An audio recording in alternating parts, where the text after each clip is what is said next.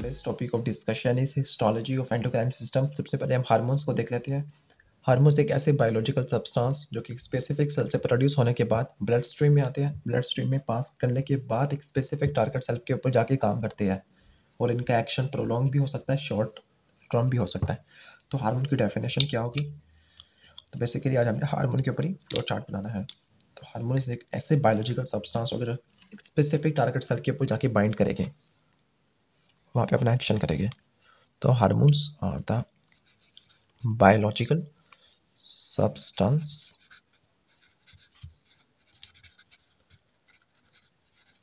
that act on specific target cell।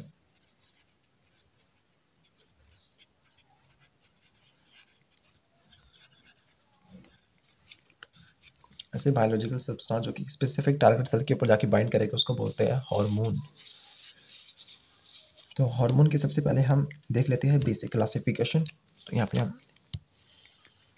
Arrow डाल लेते हैं। हार्मोन की हम केमिकल क्लासिफिकेशन देख लेते हैं कि केमिकली हार्मोन कितनी कैटेगरी के हो सकते हैं।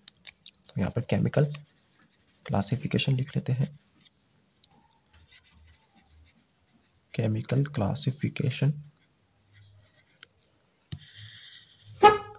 केमिकल क्लासिफिकेशन की बेस पर हार्मोन को हम 4 कैटेगरी के अंदर डिवाइड करते हैं। तो वो 4 कैटेगरी कौन कौन सी होगी? अगर वो स्टीरॉयड नेचर के हो तो उनको बोलेंगे स्टीरॉयड्स, यानी कोलेस्ट्रॉल से ड्राइव हो। अगर वो किसी अमाइनो एसिड से ड्राइव होगी, टायरोसिन से या फिर वो ट्रिप्टोफैन से, तो फिर इसको हम अमाइनो एसिड डेरिवेटिव में डालेंगे।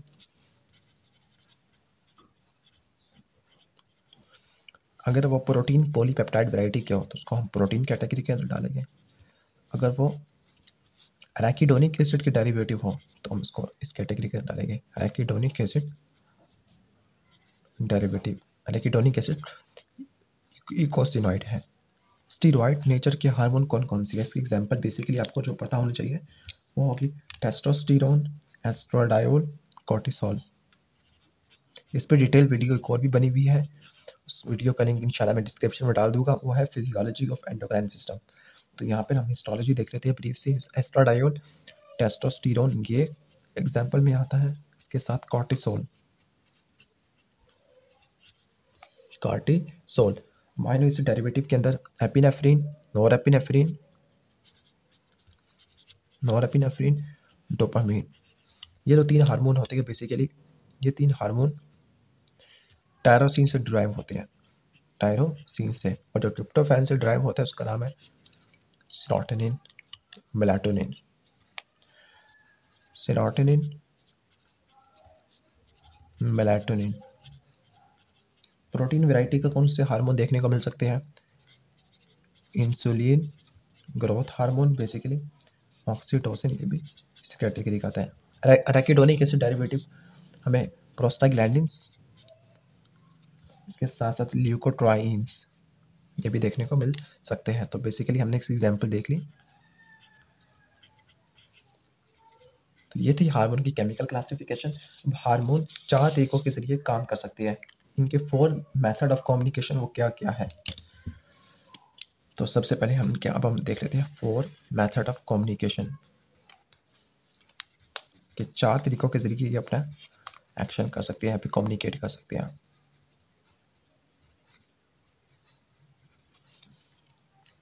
तो वो 4 तरीके कौन कौन से होंगे? पहला ये है कि ये अपना काम करे टिपिकल एंडोक्राइन सिस्टम वाला। दूसरा ये हो सकता है कि ये आउटोक्राइन मैकेनिज्म के जरिए काम करे। तीसरा पैराक्राइन। चौथा जक्स्टाक्राइन। एंडोक्राइन मीन्स ऑफ कम्युनिकेशन ये क्या है? ये इसका मतलब ये है कि हार्मोन अपने टारगेट सेल तक पहुंचे किसी ब्लड स्ट्रीम के जरिए। तो ये जो एक्शन होगा ये ब्लड स्ट्रीम के थ्रू होगा। आउटोक्राइन का मतलब ये होता है कि हार्मोन जहां से प्रोड्यूस हुआ है उसी सेल के ऊपर जाके बाइंड कर ले। तो binds to same target cell receptor.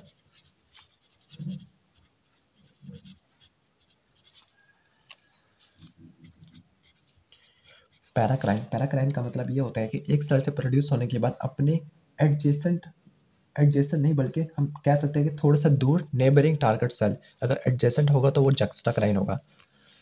तो यहाँ पे जो हार्मोन्स होंगे वो अपने पड़ोसी वाले, लेकिन इनका जो रिलेटिवली हम कह सकते हैं कि यहाँ पे डिफ्यूजन होना ज़रूरी हो, तो हार्मोन डिफ्यूज़ करते हैं, डिफ्यूज़ कर जाने के बाद अपने नेबरिंग में टारगेट सेल पे जाके बाइंड करते हैं। जबकि जक्स्टाक्राइन में डिफ्यूजन मस्ट नहीं है, बस हार्मोन प्रोड्यूस हुए और अपने एडजेसेंट सेल पे जाके बाइंड कर लिया, और यहाँ पे डिफ्यूजन रिक्वायर नहीं होती, जबकि यहाँ पे डिफ्यूजन रिक्वायर होगी। तो ये थी 4 मीन्स ऑफ कम्युनिकेशन। इसके बाद देख लेते हैं हार्मोन।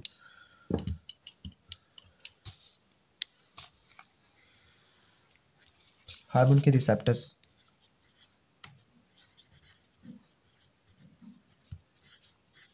अब रिसेप्टर्स इंट्रासेलुलर भी हो सकती है, एक्स्ट्रा सेलुलर भी हो सकते हैं। तो यहाँ पे लिख लेते हैं इंट्रासेलुलर रिसेप्टर्स,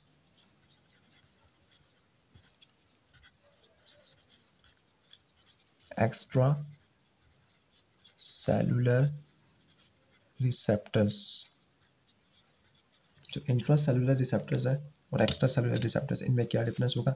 इंट्रासेलुलर रिसेप्टर्स या तो ये न्यूक्लियस के अंदर होंगे या फिर साइटोप्लाज्म के अंदर होंगे, न्यूक्लियस में या फिर साइटोप्लाज्म में होंगे। लेकिन जो एक्स्ट्रा सेलुलर रिसेप्टर्स होंगे वो हम कह सकते हैं कि सेल मेम्ब्रेन के ऊपर होंगे।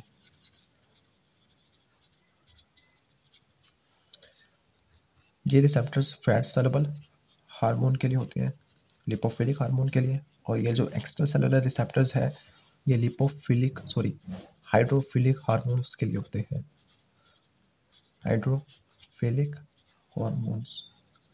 इसकी एग्जांपल क्या होगी? इसकी एग्जांपल है थायराइड हार्मोन T3 T4, इनका जो रिसेप्टर्स होते हैं वो न्यूक्लियस के अंदर। स्टीरॉइड्स हार्मोन है, इसके जो रिसेप्टर्स हैं वो हम कह सकते हैं कि साइटोसोल के अंदर होते हैं। जो एक्स्ट्रा सेलुलर रिसेप्टर्स हैं इसमें हम protein hormone, amino acid derivative, ये एग्जांपल आती है। इनके रिसेप्टर्स हमें सेल मेम्ब्रेन के ऊपर होते हैं और ये सेकंड मैसेंजर के जरिए काम करते हैं। तो ये प्रोटीन हार्मोन्स के लिए, प्रोटीन्स हार्मोन्स के लिए हो सकती है, या फिर अमाइनो एसिड डेरिवेटिव हार्मोन के लिए।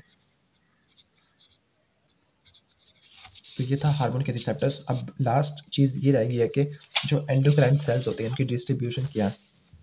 तो लास्ट चीज़ है इस चैप्टर की या फिर इस वीडियो की, वो है डिस्ट्रीब्यूशन ऑफ एंडोक्राइन सेल्स के। एंडोक्राइन सेल्स कहाँ कहाँ पे हो सकते हैं, तो इसको यहाँ पे लिख लेते हैं, डिस्ट्रीब्यूशन ऑफ एंडोक्राइन सेल्स।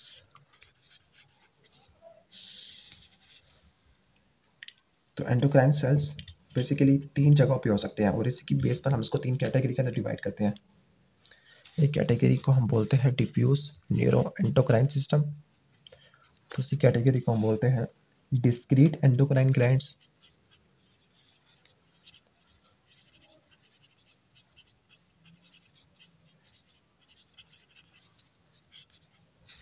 और यहाँ पे लिख सकते हैं क्लस्टर्स विद पैरेन्काइमा। जो पहली कैटेगरी बल्कि दूसरी कैटेगरी से स्टार्ट करते हैं डिस्क्रीट एंडोक्राइन ग्लैंड। कुछ ऑर्गन या टिश्यू ऐसे होते हैं जो सिर्फ हार्मोन ही प्रोड्यूस करते हैं, इसके अलावा कोई और फंक्शन नहीं करते, तो उनको हम इस कैटेगरी के अंदर डालेंगे। कुछ ऐसे टिश्यू भी होते हैं जो कोई और फंक्शन भी करते हैं, जैसे कोई न्यूट्रिएंट की एब्जॉर्प्शन करना या डायलेशन करवाना, लेकिन उसके साथ साथ एंडोक्राइन फंक्शन भी करते हैं, तो इनका हम कह सकते हैं डुअल फंक्शन। और कुछ ऐसे सेल्स होते हैं जो न्यूरॉन्स होते हैं लेकिन वो भी हार्मोन प्रोड्यूस करते हैं, तो उनको हम डिफ्यूज न्यूरो एंडोक्राइन सिस्टम की तरफ डालेंगे। दूसरी कैटेगरी थी डिस्क्रीट एंडोक्राइन ग्लैंड्स। तो ये ऐसे ग्लैंड्स हो गए जो सिर्फ हार्मोन ही प्रोड्यूस करेंगे, इसके अलावा कोई और फंक्शन नहीं करेंगे। तो बेसिकली इनका क्या प्रॉपर्टीज़ होती है, इनके फीचर्स क्या क्या होते हैं डिस्क्रीट एंडोक्राइन ग्लैंड्स के। तो यहाँ पे हमें जो एंडोक्राइन सेल्स होते हैं उनकी कॉर्ड्स या प्लेट्स देखने को मिलती है एंडोक्राइन सेल्स की। दूसरी बात, यहाँ पे एक स्ट्रोमा होगा, स्ट्रोमा की nature loose areolar connective tissue होगी, तो लूज कनेक्टिव टिश्यू का स्ट्रोमा होगा।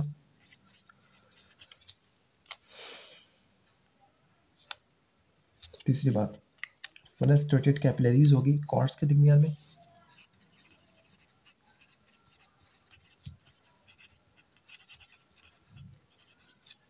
और चौथा होगा कनेक्टिव टिश्यू कैप्सूल।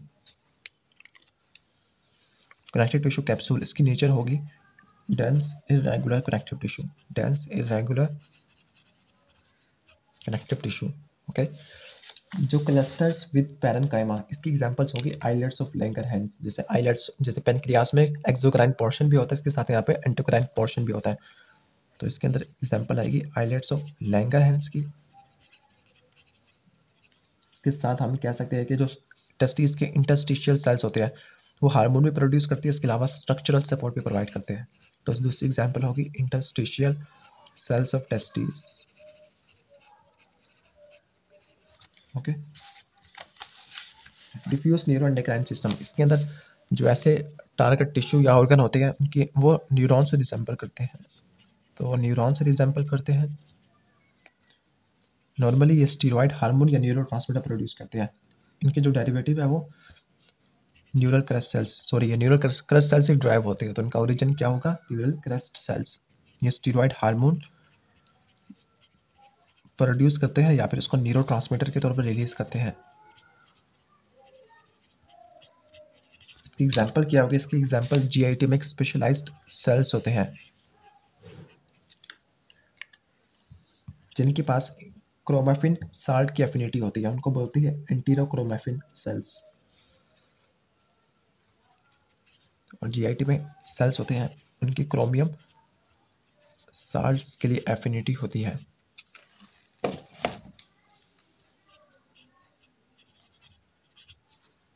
तो हम इनको क्रोमैफिन सेल्स भी बोलते हैं, चूंकि जीआईटी में होते हैं तो उसको बोलेंगे एंटीरोक्रोमैफिन सेल्स। और जो मोस्टली जो सेल्स होती है इस कैटेगरी के उनको हम बोल सकते हैं एपीयूडी, एपीयूडी सेल्स, एपीयूडी सेल्स। एपीयूडी सेल्स क्यों कहा, क्योंकि जो सेल्स होते हैं ये करते क्या है, ये अमाइन प्रीकर्सर को टेकअप करते हैं। अमाइन प्रीकर्सर या तो ट्रिप्टोफैन भी हो सकता है या फिर टायरोसिन भी हो सकता है। फिर उसके बाद उसकी डीकार्बोक्सिलेशन करती है, डीकार्बोक्सिलेशन से अमाइंस प्रोड्यूस हो जाते हैं। तो इन्होंने दो काम करने हैं, तो पहले इसको अमाइन को अपटेक करना, अमाइन प्रीकर्सर अपटेक करना, ये अमाइन प्रीकर्सर ट्रिप्टोफैन भी हो सकता है।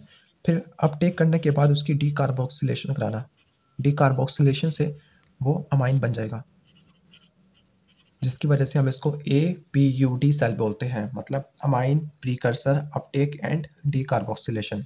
ओके, तो ये थे हार्मोन की बेसिक हिस्टोलॉजी। अगर वीडियो पसंद आई तो वीडियो को लाइक कीजिएगा और चैनल को सब्सक्राइब करना मत भूलिएगा।